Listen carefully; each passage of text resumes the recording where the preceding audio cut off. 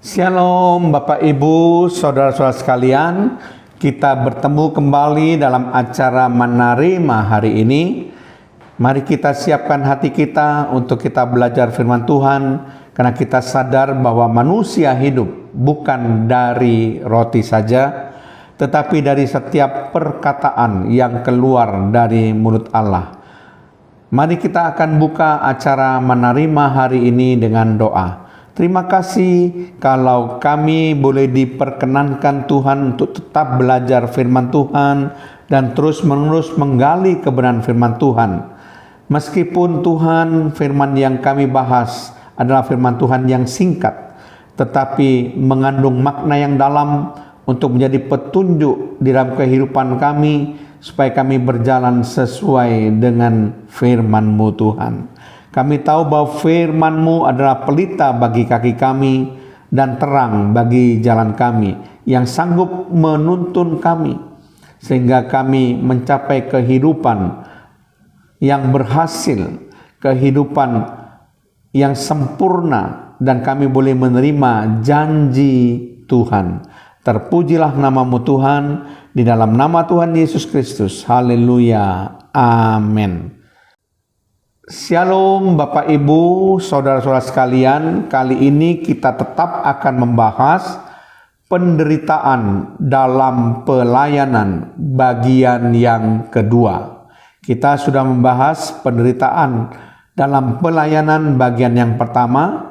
Kali ini kita akan membahas penderitaan dalam pelayanan bagian yang kedua.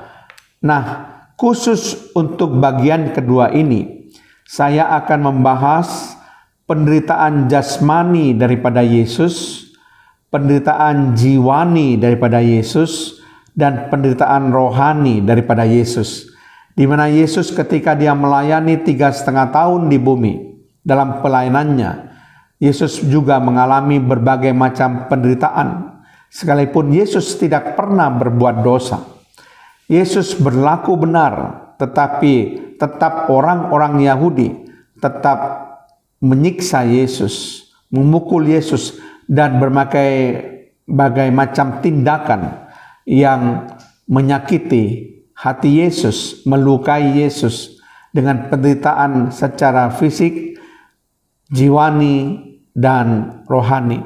Mari kita melihat bahwa ternyata selama 3,5 tahun masa pelayanannya yang di bumi ini, Yesus menderita penderitaan yang begitu hebat, yang boleh dikatakan penderitaan yang dialami Yesus itu komplit, yaitu meliputi penderitaan jasmani, jiwani, dan rohani.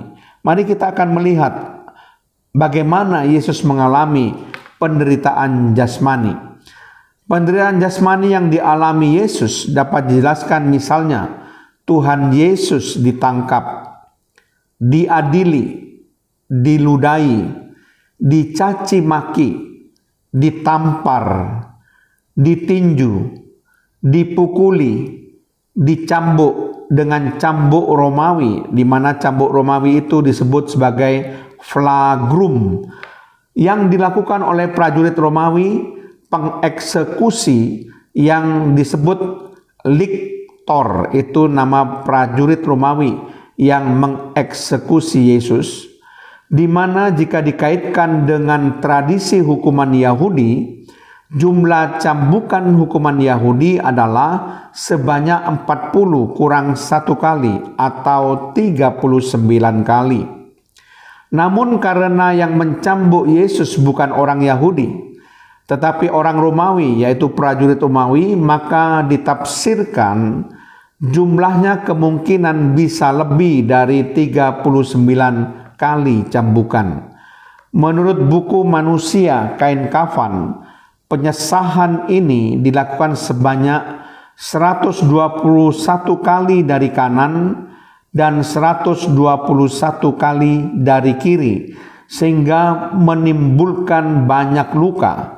Dan jumlah luka yang ditimbulkan oleh pencambukan Yesus yang bercabang yang terdapat pada tubuh Yesus Kristus sampai di kakinya adalah 726 buah dengan kulit, daging, dan otot yang pasti ikut tercabik. Selain itu, kepalanya ditancapkan mahkota duri yang disebut Spina Christi, yang dibuat dari duri tanaman yang tumbuh di Palestina, yaitu tanaman Paliurus aculeatus. Ia juga dipaksa memikul salib dalam perjalanan Via Dolorosa, yaitu jalan salib, jalan kesengsaraan menuju ke Bukit Golgota. Meskipun akhirnya ia dibantu oleh Simon dari Kirene, ia disalib seperti seorang penjahat terkutuk. Dengan tangan dan kaki dipaku, ia menderita rasa haus yang menyiksa dan lambungnya ditikam dengan tombak. Itulah penderitaan secara jasmani, penderitaan fisik yang dialami oleh Yesus yang begitu hebatnya, saudara. Nah, kita sekarang akan membahas penderitaan jiwani yang dialami oleh Yesus. Penderitaan jiwani yang dialaminya, misalnya ia dihina, ia diejek, ia diolok-olok, ia dipermalukan dengan jubahnya, ditelanjangi dan dijadikan undian, juga mengalami tekanan psikis yang hebat di Taman Getsemani, di mana peluhnya menjadi seperti titik-titik darah yang bertetesan ke tanah, yang dalam ilmu kedokteran disebut hematidrosis atau hematohidrosis. Juga hatinya begitu sedih seperti mau mati rasanya. Jadi itulah penderitaan jiwani yang begitu berat yang dialami oleh Yesus. Dan yang terakhir, mari kita akan melihat bagaimana penderitaan rohani yang dialami oleh Yesus. Penderitaan rohani yang terhebat yang dialami Yesus adalah keterpisahannya dengan Bapa. Ia ditinggalkan oleh Bapa saat ia harus menanggung seluruh dosa umat manusia di kayu salib. Dan hal itu sangat jelas diungkapkan melalui teriakannya, Eli, Eli, lama sabachthani, yang artinya adalah Allahku, Allahku, mengapa engkau meninggalkan aku. Itulah penderitaan rohani yang dialami oleh Yesus. Jadi Bapak Ibu, kita sudah membahas secara lengkap bagaimana penderitaan jasmani atau penderitaan fisik, lalu penderitaan jiwani dan penderitaan rohani yang dialami oleh Yesus selama 3,5 tahun pelayanannya di bumi.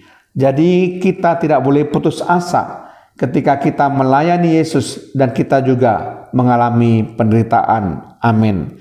Terima kasih Tuhan kalau hamba-Mu sudah menyampaikan kebenaran firman-Mu Tuhan.